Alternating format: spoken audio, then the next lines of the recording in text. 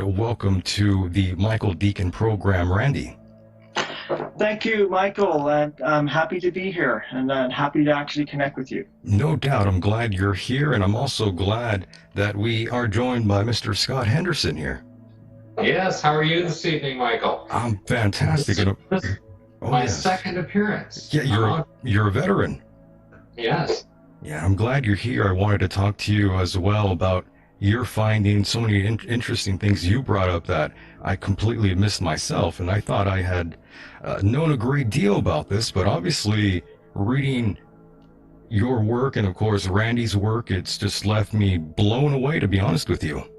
Well, Saturn V rockets tend to blow up as well, so. Oh, no doubt. Yeah, seems to be a common theme with NASA.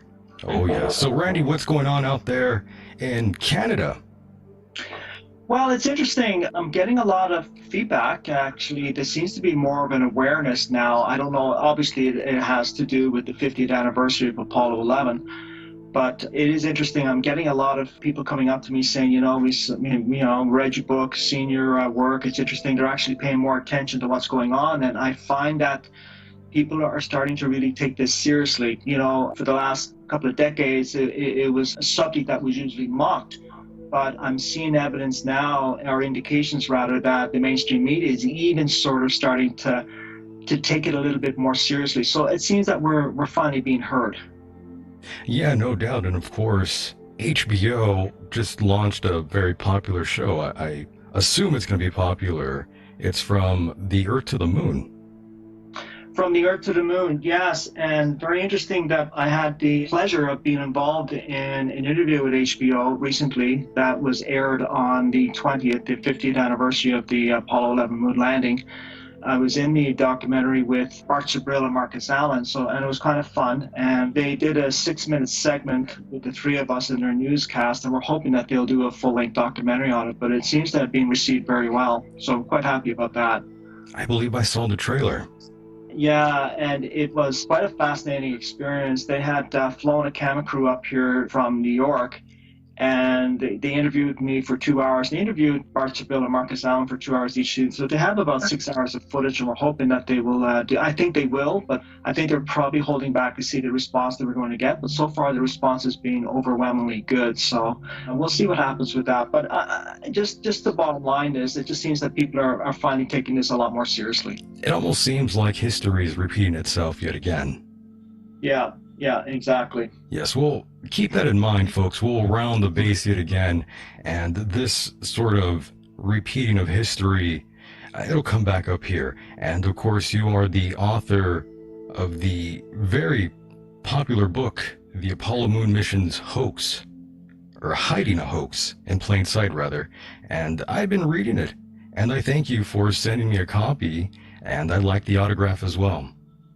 Oh, you're welcome. You're very welcome. And I was certainly happy to send you a copy, and I'm glad that you've had a chance to go through it. And it has been received very well.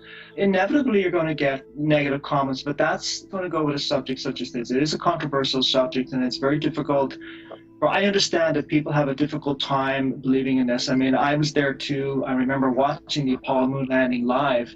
I was actually I was a small child in school, and I remember watching this live. And so I grew up believing in the Apollo missions. I was inspired by it, and it had an enormous positive effect on my life at that time. And to finally realize that, wow, we've been conned, it's not easy to accept. And I can understand people's anger when you tell them this. So, inevitably you're going to get that. But overall, it's been received quite well. Yes, the Apollo Moon Mission's Hiding a Hoax in Plain Sight Part 1. That's what I missed there. I knew there was a Part 1 somewhere. Yes, Part 1, and Part 2 will be out early next year. Very nice. And how long did it take you to write the first part? Yeah, a bit of a story with that. This actually started about 20 years ago when I just came home from work one evening, and as usual, back then it was click on the TV. It wasn't, remote controls were still, fairly new. But anyway, clicked on the TV, and there was a documentary on. And it involved one of the Apollo missions, and they were talking about navigating back to Earth from the moon, and they were talking about the slingshot effect. And I knew right away that they were talking about Apollo 13. And I remember it was the commander, Jim Lovell, and he was talking about, how he was saying to one of his colleagues, now when he fires the engine, remember to keep the Earth within a grid pattern on the lunar module window. Now, that scene was actually duplicated in the movie Apollo 13, Ron Howard's movie Apollo 13, but it wasn't exactly what happened in reality. The official version is that he was talking about keeping the Earth within a grid pattern through the optics. They just sort of sensationalized a little bit more in Apollo 13. But either way, it was, to me, I remember thinking at the time, it was a precarious way to be navigating 240,000 miles back to Earth. And I know at that time, I had already had a pilot's license, so I knew quite a bit about navigation techniques. And I was just thinking, well, that doesn't seem right to me. So I didn't really think much of it at the time, but it never really left me. And it was about maybe 8 years ago that I really started. I took another look at this, and I got involved in the reading and the research, and it kind of went from there. That's sort of how it started. Yeah, I find that very interesting because you're someone who you didn't even get into any of this at a young age. It came much later after you have matured and you got your license, but you definitely remember sitting down in a classroom back in 1969 watching this, and of course you give it no second thought, and much later on in life you see this and it really has you triggered. Yeah, and I remember the events very clearly back in 1969, and of course, we were in the same time zone as the Apollo missions in terms of their launch. And, it was in the morning, and I remember that we were all brought down, all the classrooms were brought down to the gymnasium. And it was really funny now when you look back at it, because back then we didn't have, plasma TV sets. We had a little black and white grainy TV in a corner of this huge gymnasium. And I remember looking at that and thinking, I didn't fully understand it at the time, but I had a sense of the significance of the importance of it. So to grow up and believing in that, and then become, get into my 30s and 40s and realize, oh, something's not right here. So yeah, it was quite a change. I had to make quite a change. It was almost a paradigm shifting change for me, just to see what was really going on. I was always inspired to become a pilot, but the NASA missions really sort of solidified that. Now, I knew I wasn't going to get into space. The average person is not. But I thought, well, the next best thing is flying airplanes. And that's kind of really where it started. And sure, for me, for the first several decades of my life, was a very inspiring experience. No doubt. As a result of that. I can understand, too. Just think about how many people became cops solely because of the TV show Chips. Also, let's keep in mind that there's that and there's the reality of it. But sure, these shows can inspire people if they have a positive message, and some people are inspired by that and they do well. When I came up with the idea to write the book, there was two things I wanted to stay away from. The first one was the photos and film, for the simple reason that it's being written about, and it's being written about well, and Scott himself has done some really good work on this. So I stayed away from that aspect of it, and I wanted to actually scrutinize the Saturn V rocket, all components of the missions. In other words, the technology as a whole, to see if it was feasible for us to get there or not. And that's the approach that I wanted to take with this. And that's why I decided to stay away from the conspiratorial aspect. Now, look, just the mere subject, I'm going to be labeled a conspiracy theorist anyway. Yeah.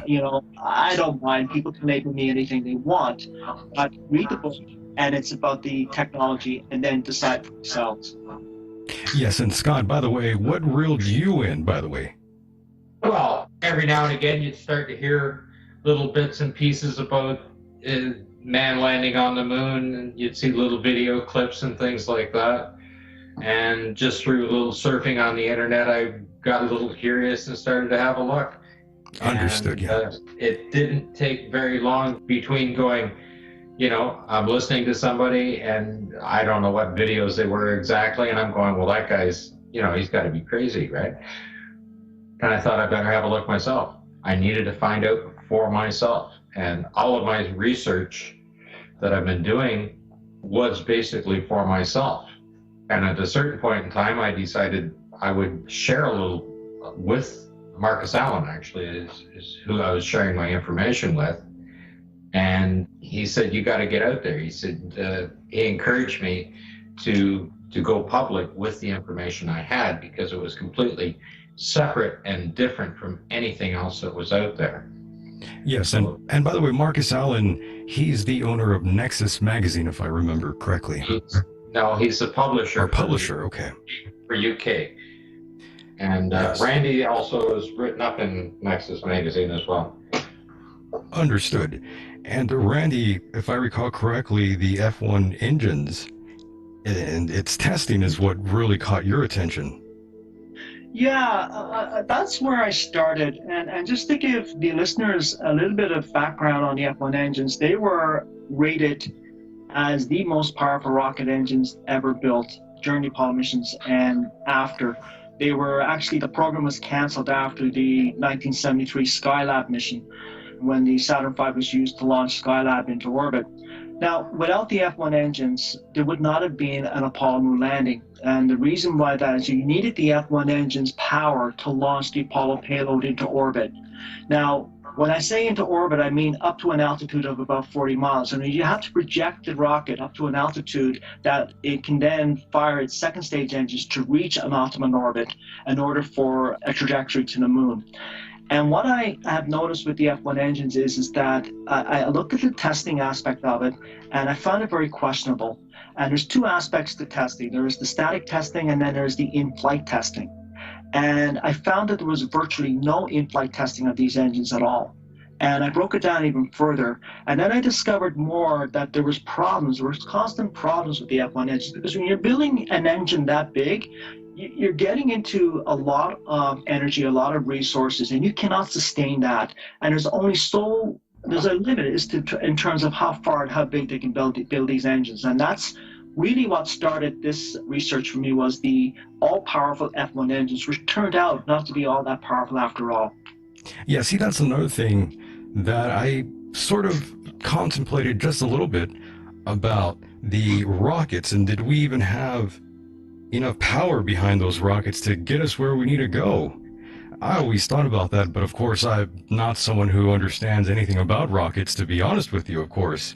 And that's also what makes you stand out as well, that you do have a background in aviation. And of course, specifically, it was the circumnavigation to the moon also that caught your attention and triggered you. Yeah, I mean, the thing is, too, and I'm not saying that aviation makes me an expert, and some people have said this to me. What I'm saying is that it really helped me in analyzing the technology. And a lot of people can actually do this themselves. Don't be intimidated by the term rocket scientist. It's nothing to be afraid of. A lot of people, if they put their minds to it, can understand the concept of rocket technology and what's behind it and what's involved. And so I went from there, and yes, the navigation aspect was something that was just, it was incredible. When you actually look into how NASA says that they navigated to the moon and back, you sit there and you just shake your head and you just say, absolutely no way. That Apollo guidance computer couldn't even navigate in low Earth orbit, let alone to the moon and back. There was just no way it could be done. That was a fake computer. Yes, that's one thing I always as well questioned in terms of how we got there. The computers that we had during the time, they weren't powerful whatsoever, not back in 1969. No, they weren't. And actually, that has been talked about many times. So I actually looked at it from a different angle. I asked myself, okay, what was this computer capable of doing according to NASA? Well, I looked at what it was capable of doing, and if you read the literature carefully, NASA's actually telling you that this did not happen. The computer required crew interface for a lot of its functions. It was not what I would classify an autonomous computer, and you would really need an autonomous computer to fly. Now, they had this at unmanned spacecraft, so why they didn't have this in the Apollo missions is beyond me. But they apparently did not, and it was not a computer that was capable of navigating itself. They would have to use a form of celestial navigation.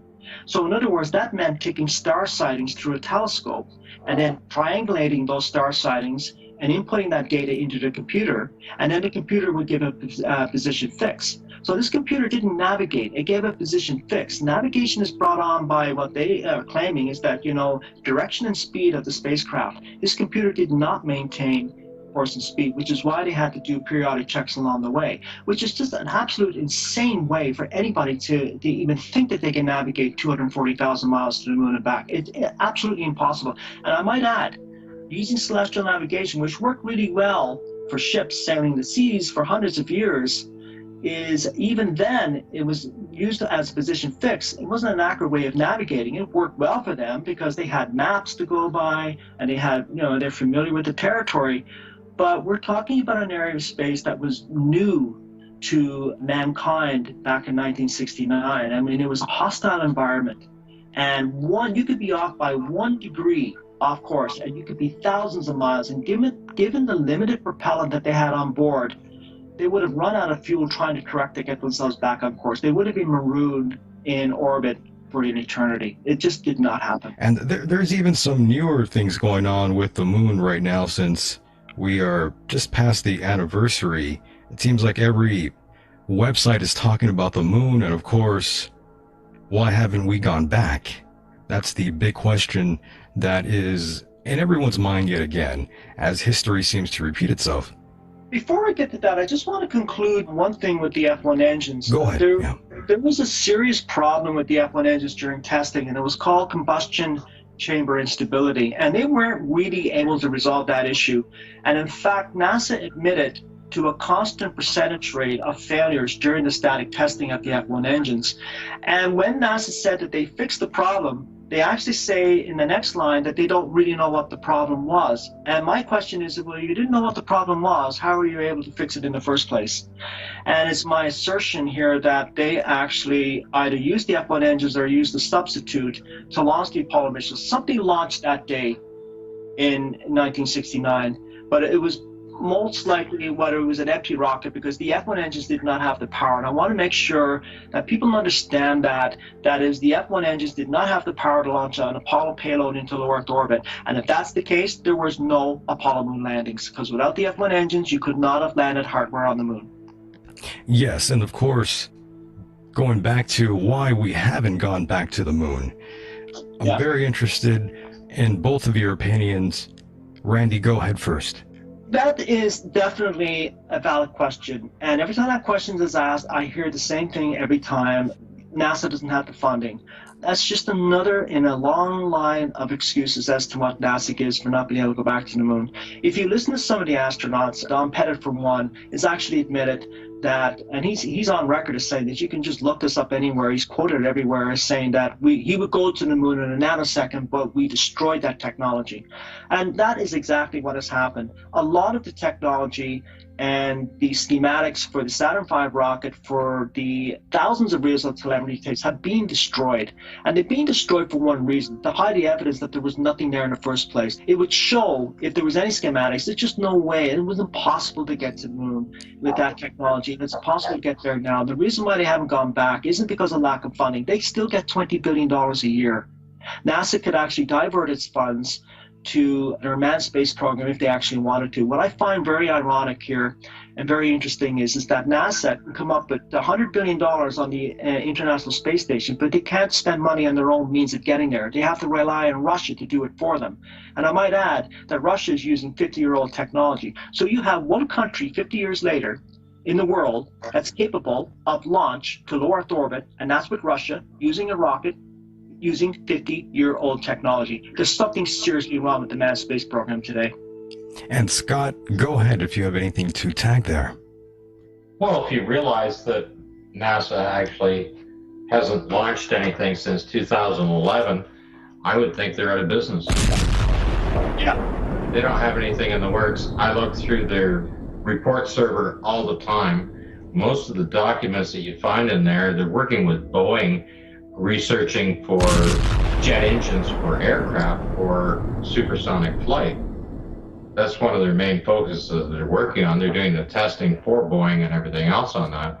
And the only other technology that they've really come up with is actually quite an enhancement with aluminum products they're working with BRP that make Evinrude engines, and you'll find that technology in the new Evinrude outboard engines.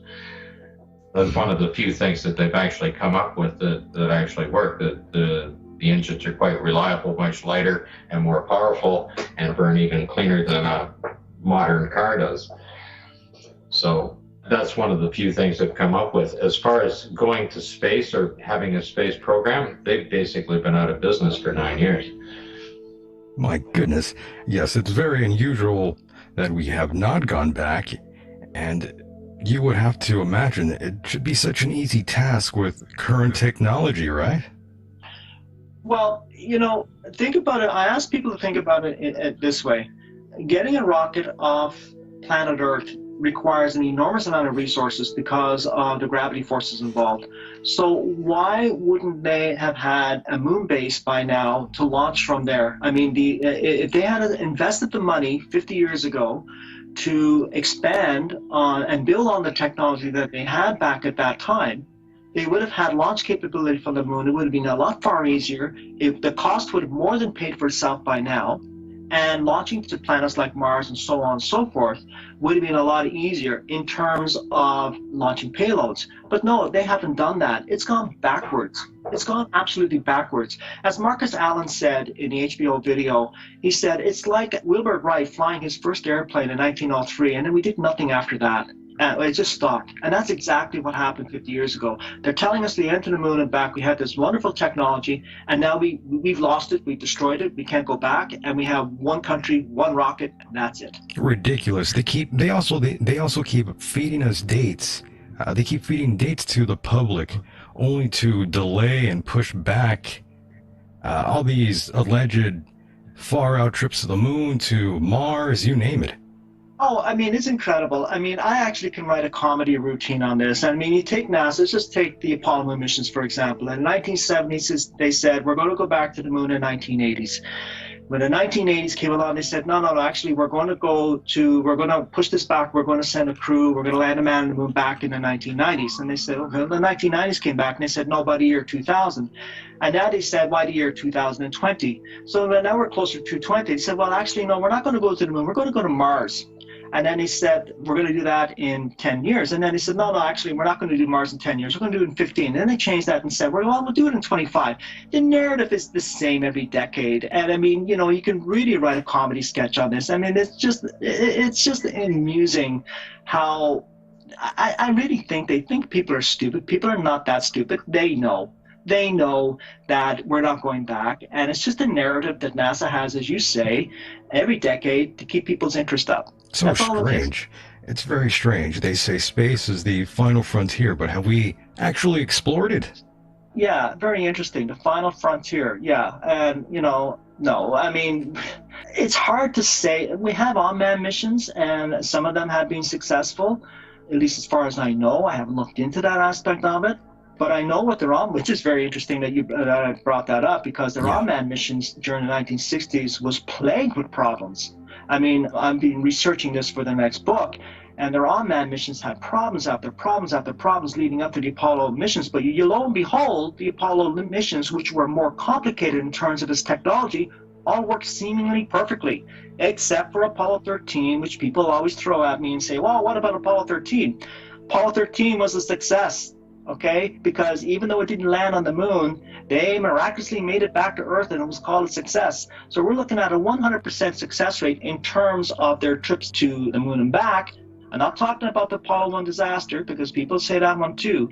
Just in terms of their missions in space, they have a 100% success rate versus their unmanned program, which was dismal. And anybody can look at this for themselves and see the same thing. It's very interesting. My question was to NASA, well, if you're not sure of the energy flux and you don't have the equipment to measure the true energy flux out there, how is it that you were able to design shielding to protect the astronauts? And that was the question that has never been answered. They don't really know the energy flux of the Van Allen belts. And remember, this is constantly changing every second. You need real-time information before you send any manned missions through these belts, which they didn't have the capability of doing back then, and they still don't have it today. And if you don't know the true energy flux, how can you build shielding to protect the astronauts? And that was the biggest thing for me. there are many elements in space that can end a mission in seconds. Obviously, solar particle events, coronal mass ejections, galactic cosmic rays, those are three of the biggest things that can end a mission in a matter of seconds. And to give some people an idea, these ejections, mass plasma from the sun, can be many miles in diameter. We're talking tens of thousands of miles. For example, coronal mass ejections have the kinetic energy to boil the North Atlantic Ocean. You get caught in that, you're dead. There's no amount of shielding that we're capable of today will protect any astronaut from a solar storm of that nature. So that was one aspect that I looked into. And it's very interesting to let the listeners know that the Apollo missions were sent up supposedly at the height of solar flare activity. So they were dodging solar flares to and from the moon. There was a massive solar flare event that happened August 4th, 1972, just about 4 months before the last Apollo mission of Apollo 17. And this solar flare was so powerful, it startled even NASA. It was recorded as the largest, most powerful solar event of the 20th century at that time. And it took NASA by surprise. And yet they claimed that they sent up the last mission, Apollo 17, 4 months after that mission, after that solar flare. And it makes you wonder, why would they even risk sending a manned mission 4 months later after such a massive flare like that? I mean, and there's a lot of questions that NASA has never answered. Yeah, that's pretty careless to do that. You would imagine. Yes. You would imagine. Yeah. Dead heroes are not good to us. We need them back alive. Yeah, I'm with you on that one. Yeah, Good exactly. Lord. And of course, the first red flag for everyone, having just the primary red flag that everyone should have picked up on was the simple fact that NASA lost the footage. Yes, and that's a very interesting point. And I actually go into this in great detail, and I'll give a few things here for the listener, Sure. And I hope that they will look into this themselves. All of this was supposed to be recorded on reels of telemetry tapes. Now, we're talking about 1960s computers, so these reels would be about the size of your steering wheel. And to give you an example, in your car, steering wheel in your car. So to give you an example, for Apollo 11, there was an estimated 14,000 reels of tape recorded. And each reel of tape contained 3 pieces of information. Number 1 was the biomedical information of the astronauts. Number 2 was telemetry from the spaceship systems. And number 3 was the live video feed from the moon. That has been lost, all of them. And then subsequently I found out that not just Apollo 11, all of the telemetry tapes for all of the missions, an estimated 140,000 reels of telemetry tapes have gone missing. And then I found out that they weren't just missing, they were destroyed. And that is documented in my book, and the reader can read that and they'll see for themselves exactly how I walk everybody through it. And the finger points right back at NASA. And it can only be one reason why all this telemetry information was destroyed, because it didn't exist. It just didn't exist. So if you have these telemetry tapes looked at by historians, and they see that there's nothing on these tapes, then you're saying to yourself, whoa, wait a minute, what's happening here? So better than to have that happen, destroy the evidence, because there was no evidence. Yes, the original tapes now magically and physically disappeared.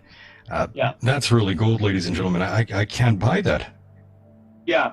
And I've actually gotten into some discussions with proponents of the missions. They try to justify that these tapes were taped over. And as Marcus Allen said, but what? I Love Lucy comedy shows. Why would you tape over the greatest event in the 20th century? I mean, it makes no sense. And if anybody, we have common sense out there. One of the most important aspects of any event, major event in history, is keeping very detailed records of that event. And that applies to the Apollo missions. I can't think of anything else that would have been a greater event than that. And yet they destroyed all that evidence. That is the key evidence. Historians have actually said themselves that they find these tapes, it would be a treasure trove of information for them. That means that they're significant. They're gone. They're non-existent. Yep, and that's the most troubling aspect of all. It really makes you wonder. Yeah.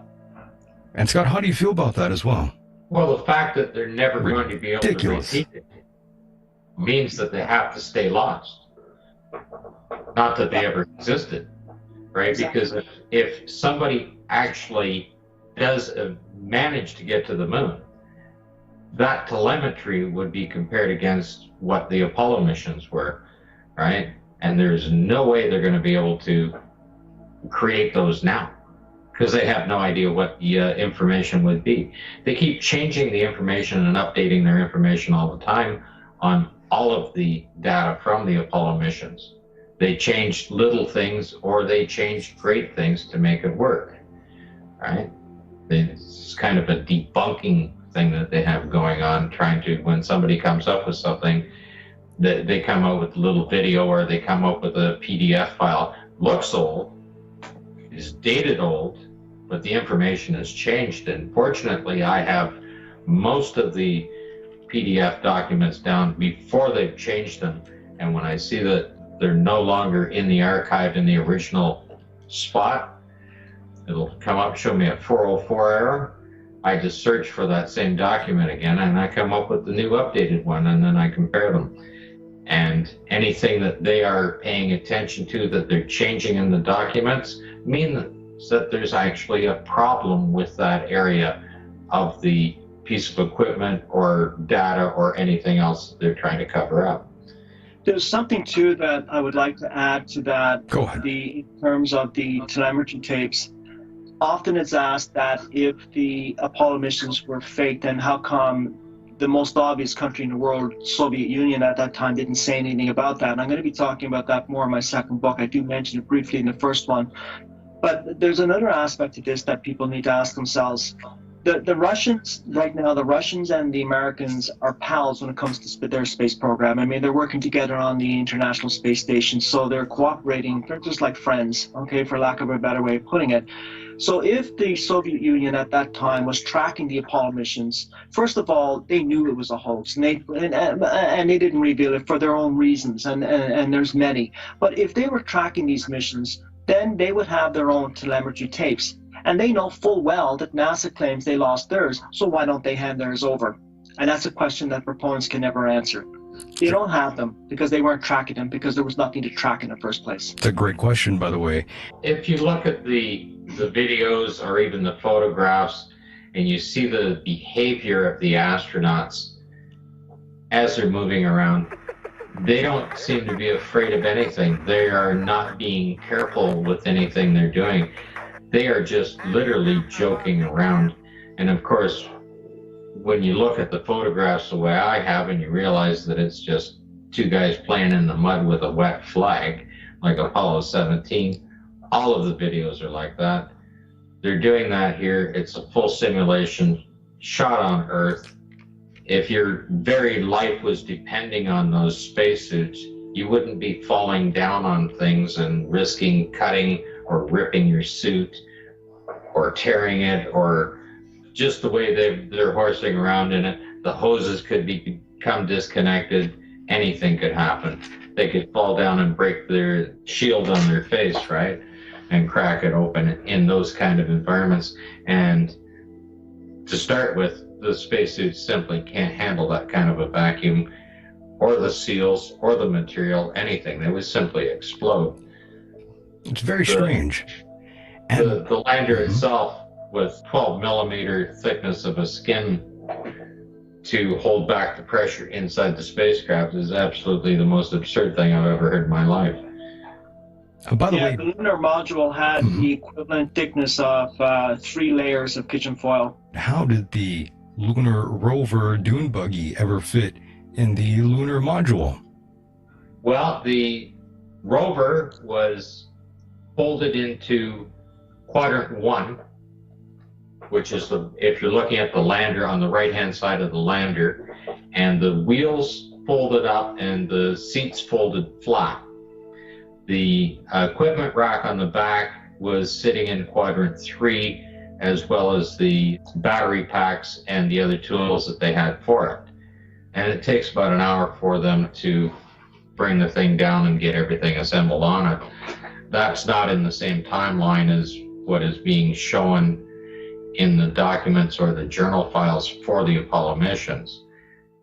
That particular rover weighs 462 pounds Earth weight and about 65 or 70 pounds on the moon if it had that. And then the batteries are 60 kilos apiece, the two batteries on it. There was damage to the rover in Apollo 15, and that is noted in the journal that the one battery bank was down, so it only had half of the power for it to run around on. The steering was broken and the seats were somewhat damaged, but they still managed to use it. It is not exactly what happened to it. They actually dropped that machine during the simulation of the landing. The exhaust bell housing broke off, the legs broke right off. They physically dropped it from a gantry. The strap broke. The hammer and feather dropped for Apollo 15. They're dropping the hammer and feather right beside the strap that is broken, the very large gantry strap. And when you see the size of the thing, it probably handled at least 10 tons, that particular strap. And you look at the 1/8 cable that the rover, which is the heaviest piece of equipment they had to handle, is on one little 1/8 piece of cable that was holding it in place. But they do have multiple rovers, and I have put videos up showing the various rovers that they're actually in Apollo 17. There's just a bunch of young guys out there riding around with 3 rovers. What are you gonna do? First thing you do if you have more than one vehicle, you're gonna race them. And that's exactly what they were doing with them. They were just horsing around with the different machines. They were hand-built machines. I have photos showing that the frame rails were completely different design on them, that the tires that were hand-built have different tracks. Even the chevron track is a different width and spacing on them between the different rovers that they were using. I also wanted to throw this one to you, Randy. And as you know, since we are here in July, and that means NASA has been, they've been at it, posting up all sorts of different articles, and one of them has to do with an experiment that they left behind that continues to return fresh data to this day, they say. Yeah, that reminds me of the retro reflectors they've claimed to have left on the moon, the lunar surface as well. Absolutely. These experiments rather could easily be put there by unmanned missions. They had that capability. The Soviets had that capability 50 years ago. True. And so that for me is not proof in any way that the Apollo missions happened. And that's just another fictional narrative to keep the fake legacy going. Yes, that doesn't mean very much to you then in terms of its validity. No, I mean, there may be experiments on the moon. I'm not saying that, and I'm not saying that they're not getting data. I understand you, yeah. Yeah, I hear but it didn't come from the Apollo moon missions. They had to. I would like to add one thing that Scott mentioned regarding the lunar lander for your listener there. There's something that I want everybody listening here to factor this in. If these missions were real, even in the vacuum of space, you have to factor in weight and balance. And if you're going to add several hundred pounds, or that rate would be 60, 70 pounds in the vacuum of space, you still have to take into account weight and balance considerations for the lunar module when it's landing on the moon. And you also have to take into account that when you're using a propellant, the center of thrust and the center of gravity is going to change for the weight and balance specifications of the lunar module, and that can only be calculated on an ongoing basis by an autonomous computer, which the Apollo guidance computer in the lunar module was not capable of doing. Yes, and of course, Randy, I did want to ask you about Buzz Aldrin and the watch. Yes, actually, I didn't actually see that one until Scott pointed it out to me, and that was, first of all, it's interesting that he's wearing a watch outside his spacesuit. That in and of itself is comical, but I actually defer to Scott on this one. No doubt. I just definitely wanted your take on it because it's such a popular photograph, and I never noticed it. It's ridiculous. It's just another of the comedy. It's just part of the NASA comedy routine. I mean, I've come across other examples of that. I mean, it's just, speaking to what Scott was mentioning earlier in terms of the astronauts jumping around on the moon, They get the slightest scratch on one of their spacesuits, the slightest pinprick in the space, they're dead. It's over. It's gone in a second. The remedy for that situation, if that had happened, according to NASA narrative, is that an astronaut would have come bouncing over and connected his hose to the other astronaut's hose. But by the time he got there, that person would be dead. It just did not happen. For them to be mucking around like that on the moon is just another, as Marcus Allen said, well, they went to the moon 6 times. How come they could fool us so easily? Well, they found out that they can fool us very easily with Apollo 11, so it was very easy to fool us 5 more times. So yeah, it's just another comedy routine. The watch on his spacesuit was it just made me laugh. Scott, go ahead. The thing is with the watch, the very first thing you'll notice is the time, and it says 11:14 on the watch. All of the missions were on UTC time. That photograph was taken about an hour after he set foot on the moon. And when you look at the timeline on that, and if you look through the journal, that photograph was taken at 4:15 UTC time. To be at 11:14 means he's sitting in Arizona. Yeah, it's a very unusual. That photograph blew me away when I saw it. And the other part of that is that glove is not connected to the spacesuit. The glove is physically not connected to the suit. That additional information will be, well, I'll put a video up on it. It's going up on the ALA site, David Percy site on the ALA site. There's going to be a full article just on the spacesuit. Yeah, you sent me a photograph, by the way, of Aldrin's glove. You show a gap. If you have that picture of it, the space, there's about a 3-inch gap between the 2 ring connections on that very picture with that watch. And there's absolutely no way that NASA can alter that photograph, because that, of course, is the man on the moon, the iconic man on the moon photograph, right? And it's in magazines and hardback books, and it's been out there for 50 years. There's no way they can alter that photograph. Somehow they're trying to alter the equipment that they had to say that it can actually work, but they can't do that either, because they claim that they have an indoor glove for the suit and an outdoor glove. And it would be interesting to add to that too, that there's absolutely, I think there's maybe 2, and they're darkened photos of Neil Armstrong, which is very interesting. There's no actual portraits of Neil Armstrong, officially speaking, that is, official portraits of him on the moon, except for the video live feed. Good point. And also another photograph that you presented last time you were here, Scott, was of the flag, and you could see that wet spot. Oh, the flag is absolutely soaking wet. That's the Apollo 17 flag. The best example of that, of course, is on the journal site from NASA, and it's still there. I check all the time to make sure they haven't altered it.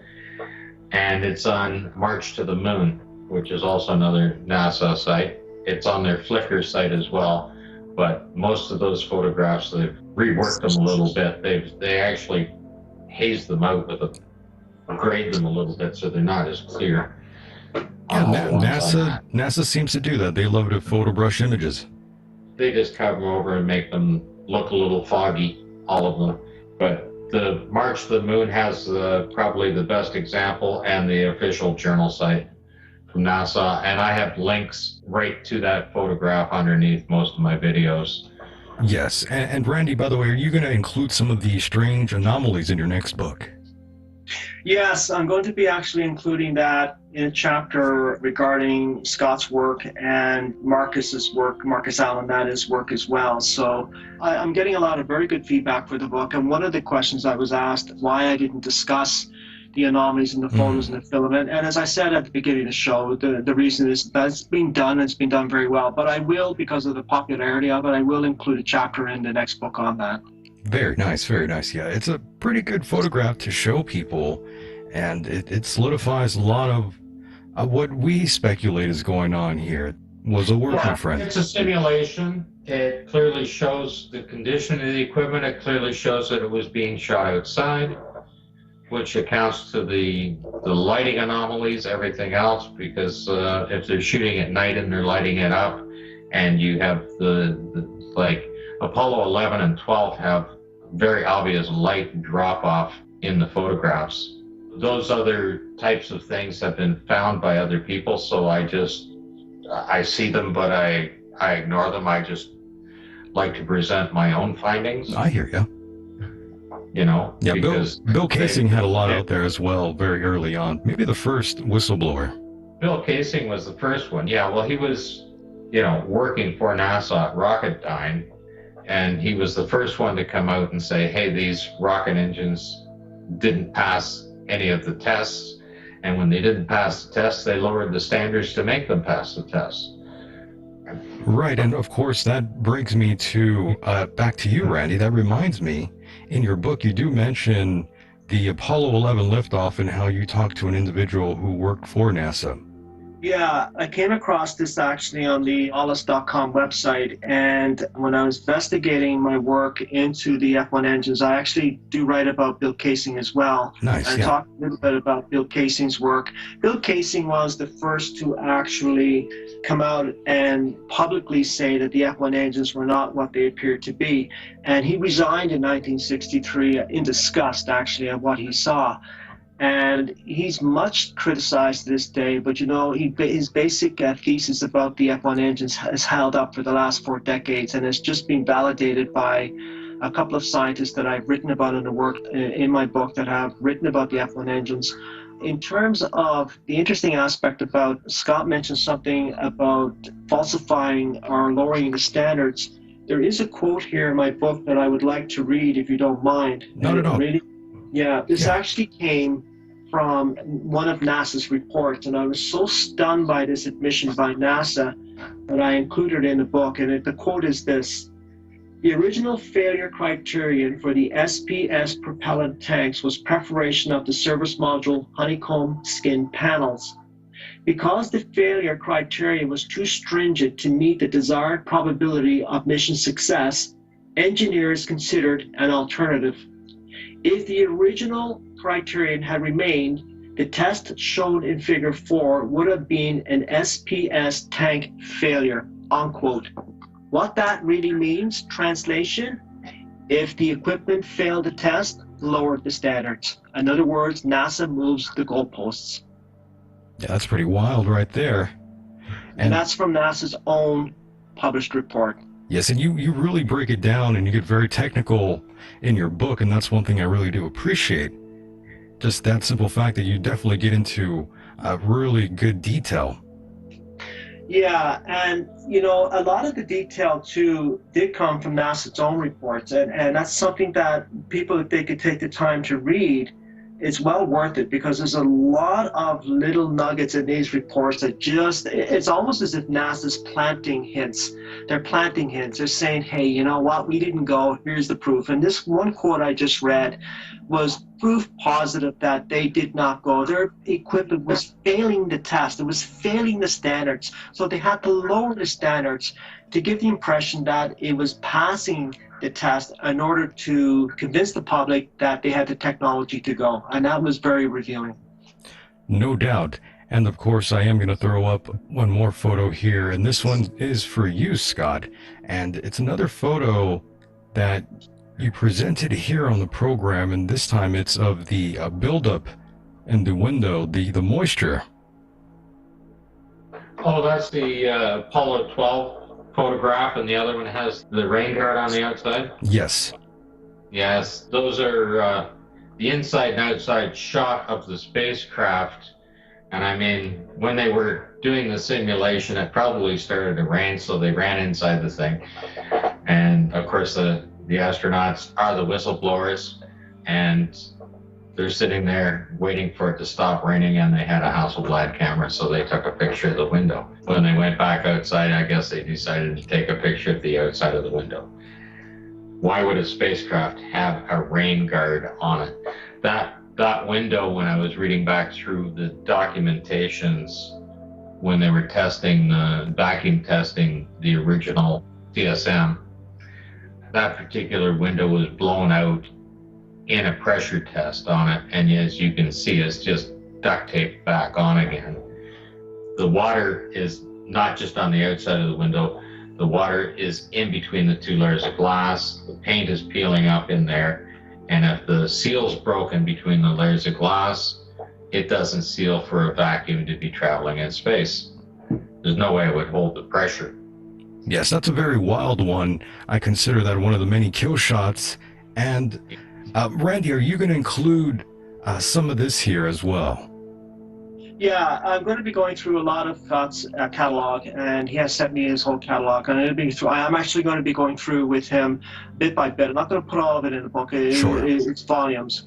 But there's going to be some significant photos. That one I think will be a really good one to put in the book. So yes, there will be a series of his photos, and we'll write a description of what's going on there. Many say that why did the Apollo 11 crew lie about being in deep space? It just seems like the astronauts that have been to the moon, allegedly, a lot of them come back very odd. Yeah, take a look. First of all, these astronauts were under military control, and that's a big factor here. And this was a military mission, whether it was fake or not. And it obviously was fake, but it was still a military mission. And even though NASA is a civilian agency, you had a lot of military hierarchy involved in directing these fake missions. So their astronauts were, of course, all military, or at least most of them were. Armstrong, I believe, was a civilian when he signed up, but he still worked for a military aspect of it years ago. I think he was in the Navy, if I'm not mistaken. But anyway, you just have to look at the Apollo 11 press conference when they came back, or supposedly came back. I mean, you look at their faces and you can tell they'd rather be somewhere else but there. They had to present themselves to the world, and they had to convince the world that they did this enormous scientific achievement. And you just have to look at their behavior too. In the last 50 years, basically Neil Armstrong became a recluse. He hardly gave any interviews. He should have been out in every school, every college, every university promoting these missions as real. He should have been promoting science, and he did anything but promote science. Buzz Aldrin's even admitted he's had his fair share of problems, and I don't fault Buzz Aldrin for, there's been allegations of alcoholism and depression, but that's a serious mental disorder, and it's nothing to be laughed at. These men went through a lot too, and I think, as Scott will agree, and actually I think Scott said this to me first, that they were ordered to do this. They were doing something that they thought at the time was necessary for their country, and they thought that they were doing it well. But at the same time, all three of them had to live with that lie. I don't think when they signed up for it that they knew they were going to be doing some fakery. I think they signed up for it believing that they were going to be the first man on the moon, or they were going to be part of those missions that put man on the moon. They were already household names. I mean, worldwide they were household names. They were as famous as any movie star, and they hadn't done anything yet. They just couldn't walk away. NASA couldn't fire them. When three of them were killed, they had a duty to their family, they had a duty to their country, and they had a duty to their fallen comrades. And I believe they fulfilled it all. Tragedy, you mean? Yes, they left the evidence in the video and in the photographs for you to see, and that's what I'm showing, is that evidence is there. And at the same time, even though their press conference is very apparent that they didn't want to be there, they still performed that. They did the initial parades. I think Neil Armstrong, once a year he got up and made a little thing on the anniversary date, and that was it. The rest of the time he disappeared. Understood. And of course, there's one more slide that I wanted to present here. It was from Scott. And this one's my favorite photograph of a rather odd anomaly that you found. Scott, I think you can recall the Corvette. Oh, yes, and the car laying on the side of the bank of the crater that's just shotcreted in there. That's just one of many cars that are available in the photographic record of the Apollo missions. And that's not the only car in that photograph itself. There's more laying down at the bottom of that crater as well. Most of the set that the Apollo missions were simulated on were done in a scrapyard, a metal scrapyard. And you'll find all kinds of machine parts, engines, engine casings, all kinds of things are in the photographs themselves. And most people don't realize that in the 1960s, they didn't recycle metal the same way as they do today. They literally put them out and just covered them over or buried them. Yes. Great photo. And as we wrap up here, just maybe two more questions before I let both of you guys go here. And this one is for both of you. What would convince you, either one of you, that we did go to the moon? That we use different technology that we don't know about, because anything short of that will not convince me, because it didn't happen with the technology we have. It's not capable of going to the moon and back in a manned mission. I want to emphasize that. I'm talking about unmanned missions. I'm talking about manned missions. So if there is classified technology that we don't know about, maybe that the military is using, and they reveal that, that might convince me. Amazing. Go ahead, Scott. Dinner at the Trump Plaza Hotel, Tranquility Base. That's a good answer. Don't hold your breath on that, Scott. I'll take it. Okay. Good answer there. And of course, if we haven't gone to the moon, then this one's for both of you. Then where was this taped exactly? In your opinions, was this taped somewhere in California? I believe it's Flagstaff, Arizona. You say Arizona. What do you think? Cinder Lake. What do you think, Randy? Yeah, no, I'm with Scott on this. I think that's actually probably one of the best locations. I've seen some locations in Hawaii that might be there. They might have done some shots there as well. Flagstaff probably would be the location. And it's also interesting to note here that the U.S. Geological Survey filmed every aspect of those simulations in Flagstaff. And I want to add one more thing. I hear this all the time, and it just makes me laugh every time I hear it, that we didn't have the technology back then in terms of photography, so to say. It would have been a lot easier to go to the moon than to fake it. No. It would have been a lot easier to fake it than to go to the moon. Keep in mind, the military was in control here. They oversaw every aspect of these simulations. And the military has, I think, as Scott will tell you, and Scott has said, they have the biggest studios in the world, bigger than Hollywood. They're far capable of photographic techniques that we don't know about. And a lot of their photographic techniques are classified, so we don't know what they're capable of doing.